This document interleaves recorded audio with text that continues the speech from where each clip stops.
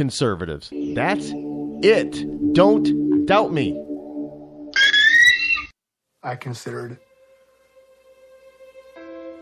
suicide so I wouldn't put my family through all the pain. Many of our warriors are returning home from the battlefield, only to face a new war as they struggle with devastating injuries. At Wounded Warrior Project, we understand. We're there to help. Even though you think you're broken, you're not. It's the physical and the emotional healing that Wounded Warrior Project provides. With a gift of just $19 a month, you can join Wounded Warrior Project. You'll help provide critically needed programs and services that rebuild lives. Beautiful. Woo! There you go, buddy. The ongoing needs of our wounded and their families will continue for many years to come. Now is the time to show your support.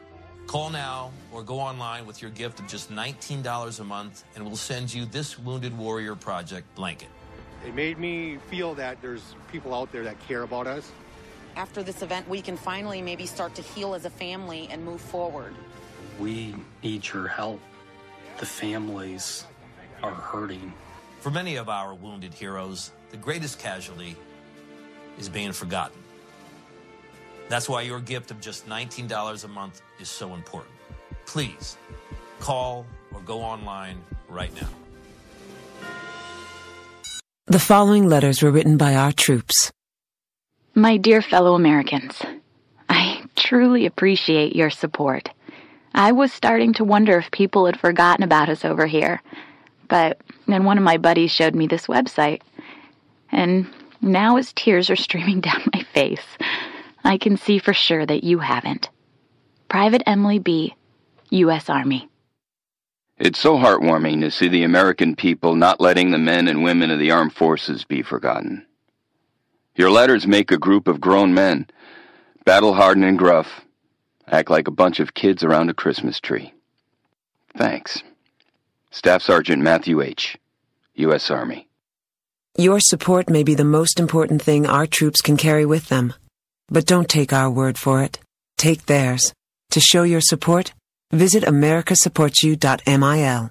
Brought to you by the U.S. Department of Defense and the Ad Council. When you can't find anything to watch on cable, you get bored. When you get bored, you listen to radio cooking shows.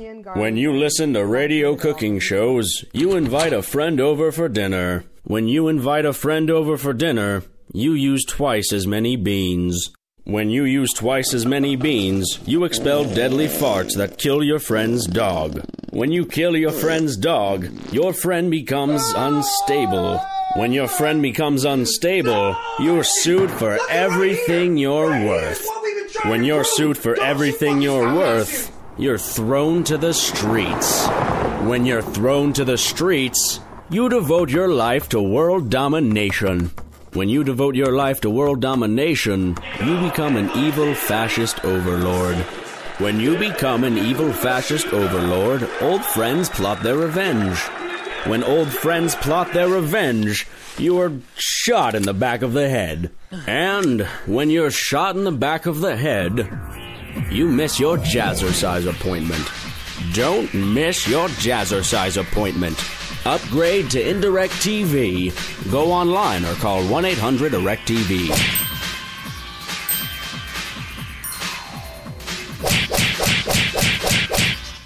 Millions of Americans every day are shedding unwanted pounds by taking tested and proven Ultra Lipo Stick. Carbohydrates are bad. Our carbo-fighting antioxidant is good. Just listen to these satisfied customers. My name is Gail, and I lost like 20 pounds on Ultra Lipo Stick. My name is Jared, and I lost 46 pounds using Ultra Lipo Stick. My name is Zach, and I actually gained weight. This stuff sucks! Ultra Lipo Stick is safe and easy to inject. Just 3 doses 4 times a day discreetly underneath your fingernail. Listen to this. I used Ultra Lipo Stick and suffered from side effects like uncontrollable greasy discharge. Ultra Lipo Stick, it turned the armpits of all of my shirts orange. This stuff is crap. Try it today and see some real results. Ultra Lipo Stick. Not available in stores. Results may vary. Millions Millions of Americans every day are shedding unwanted pounds by taking tested and proven Ultra Lipo Stick. Carbohydrates are bad.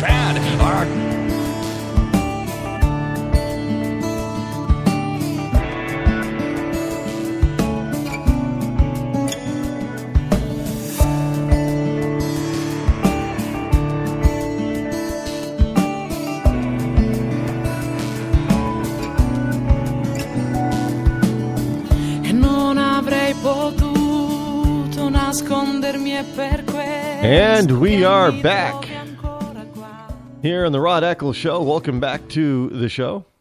I am still your lovable host, L. Rod, coming to you live from my bunkerized home studio somewhere within the great Granite State of New Hampshire. Just can't get enough of saying that. Granite State. Love this state. Love it. But I do love it, but you know what? I would prefer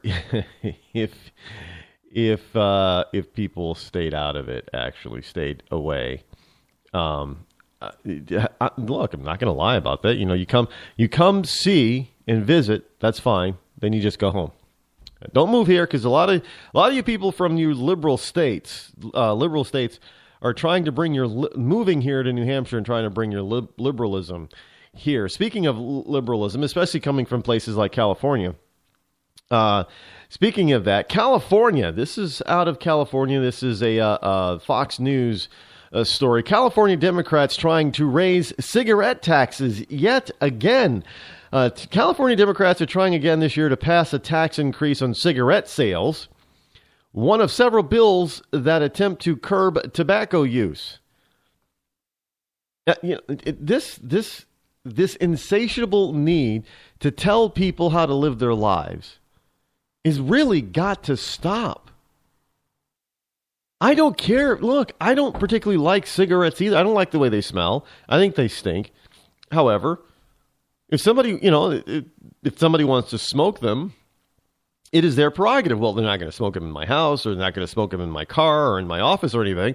But hey, if they want to smoke them in their own house, in their own car, if they want, who does the government, either at the state or federal level, think that they are to tell people that they can't? And I know you're probably saying, well, Rod, isn't that true of pot and heroin and all that other stuff? Well, to a degree, yes. Now, obviously, hard drugs, narcotics, like heroin and meth, they do damage to society because of what people do to get those drugs. So those do need to be controlled.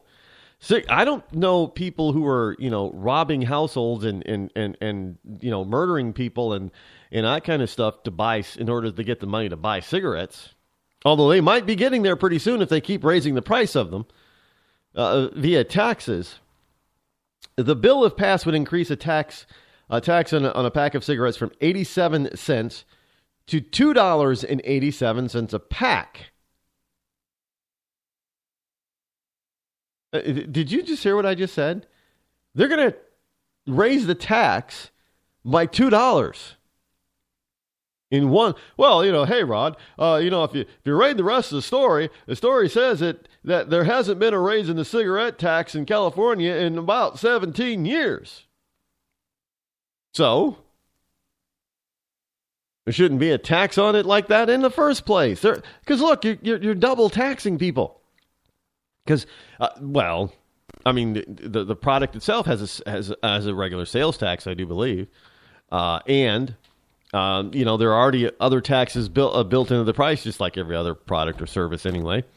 But now you're going to throw in another tax just because you don't like that people smoke and you want them to quit. So you're just going to make it. Well, who's that going to hurt? Is our higher taxes on cigarettes or tobacco going to hurt the wealthy person? Because you're always talking about, raising taxes on the wealthy and not the poor.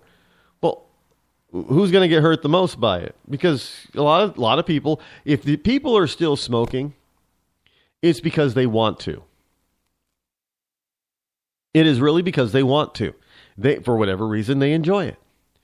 And, the poor, we know that the lower you are in the economic ladder, the lower rungs tend to smoke more often than those that are on the higher rungs of the economic ladder. But state Democrats have also proposed bills to limit the public use of chewing tobacco and electronic cigarettes and to increase the legal smoking age from 18 to 21. So now you can't drink until you're 21, and now they want to say that you can't legally smoke until you're 21. Well, you know what? Maybe we just shouldn't let people vote until they're 21. Well, look, I'm being serious as a heart attack here. I believe the legal drinking age should be 18. If you can serve your country and die in the military, if you can operate multi-million-dollar aircraft and other machinery like M1 tanks at the age of 18, then you are old enough to be able to take and be able to drink an alcoholic beverage, an adult beverage. You're an adult. If you're old enough to vote, you're old enough to drink and or smoke. Plain and simple. If you do not believe, if your argument is, and it is a hypocritical argument, if your argument is that people between the ages of 18 and 20 are not mature enough to be able to handle something as important as drinking or smoking cigarettes, then they're not old enough to vote. They're not old enough to be cops. They're not old enough to be firefighters or first responders of any kind. Plain and simple. Now, which is it? Either you're an adult at 18 or you're an adult at 21. You can't have it both ways. One, it's confusing, and two, it's just wrong. Flat out wrong. Now, I'm sure liberals would very much like the idea of not allowing 18-year-olds and 19-year-olds and 20-year-olds to enlist in our nation's military. But again, people in the military of that age are entrusted with the very safety and security of this country. But yet you want to tell me that they're not old enough to make the decision of whether or not they can, partake of tobacco products or imbibe in an adult beverage of alcoholic content. It's highly hypocritical. And this notion that you liberals think that you have what gives you the right? Tell me, specifically, what rights do you have to tell me whether or not I should smoke? Sure, tell me, if you want to show me all kinds of medical evidence that it's bad for me, it's bad for my health, fine, great. Give me the information. Yep, I see it, read it, hear it, great. My decision, not yours. I shouldn't have to pay extra for the privilege, for the pursuit of happiness, which is guaranteed to me to be free from encumbrance by my government in the Constitution. Look, hey, if girls can go out there and have an abortion at the age of 14 without telling their parents, but you can't give them an aspirin because they're still in school and they're a minor, how is it that an aspirin is more serious than a major operation such as an abortion? There's hypocrisy run amok with liberals when liberals are in charge. Hey, you can't, they're out there, supporting Tsarnaev, the Boston Marathon bomber. They're saying, no death penalty here, no death penalty, use life in prison. That's what it's inhumane to kill him. But then you turn around and say that a woman has the right to choose to kill her unborn child. I mean, we have these hypocrisies all over the place. Most of them come out of the mouths of Democrats, liberals. Of that, there really is no disputing the fact that these people do, it's double speak. They're talking out of both sides of their mouth. Look, hey, if you want to, it's no wonder people are starting to flee California. I mean, first of all, it's, they reelected Jerry Brown. That was another big mistake that California always does, is they rerun old tread politicians You know, especially ones that cause a